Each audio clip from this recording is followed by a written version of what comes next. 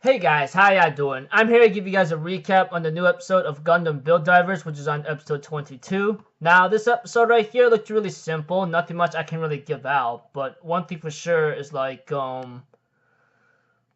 if this recap becomes very short, don't be too surprised. Like I said, I don't think there's much I can give out. If I were to go into deep detail, it might be a little bit longer, but most of the time, when it comes to a lot of complicated details, I try to sum her up in one simple way of understanding it and just get over with. Okay, enough of me bragging like an idiot and being off topic and have to start my recap right now. Let's just get this started.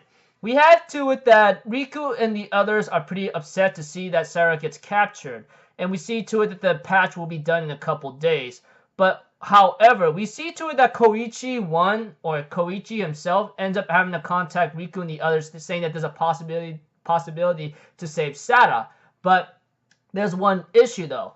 Because of her personality and her databank is being so huge and humongous, transferring her to another situation or to maybe to another part of a data link possibly is really not going to work out, because here's what's happening. Riku and the others are given the possibility for this to actually happen greatly is 5%. And honestly, should that 95% of it fail, guarantee GBN will be in utter destruction. So yeah, pretty much without a lot of detail, Koichi suggests an idea, but it's only going to work in the 5% way, while the 95% we're not so sure. And we see to it that the game master and, let me see here, the little furry guy, whatever his name is, does not agree with that idea, because they're not going to risk that 95% of it's going to fail and the entire world will be destroyed. GBN world, if anything. But eventually, with whatever help they can get, such as Tiger Wolf, along with whoever else is joining them, such as Maggie and the alliance with Build Divers forces, the whatever I forgot their name is, we see to it that they decide to go with the plan. And later on, when we see to it that the announcement is made that the raid battle will come about and the patch will be executed today. But Riku makes an announcement himself live and says they have an idea, and they go like, yeah, but yours is gonna suck. What makes you think it's gonna work out, you know?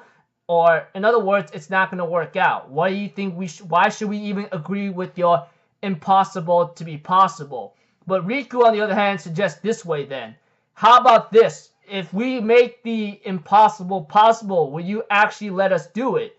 And the game master says, yeah, of course. So we have to it that they decide to do this in a gunpla battle, you know? And we have to it that it's like the whole coalition forces, etc., up against the Build Divers forces and their alliance or whoever's teaming up with them. So it's like this. Here's the game. If we capture Seta, we win. And therefore the champion agrees. And he will make this agreement as well. We destroy your entire force, we win. That's it.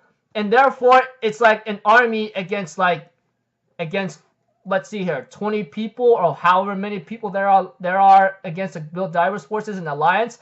The game master does not like this idea, but has to go with it anyway. Therefore, everyone in the coalition team with the champion, etc., decides to agree with this idea, and they end up getting ready to clash against Riku and his crew.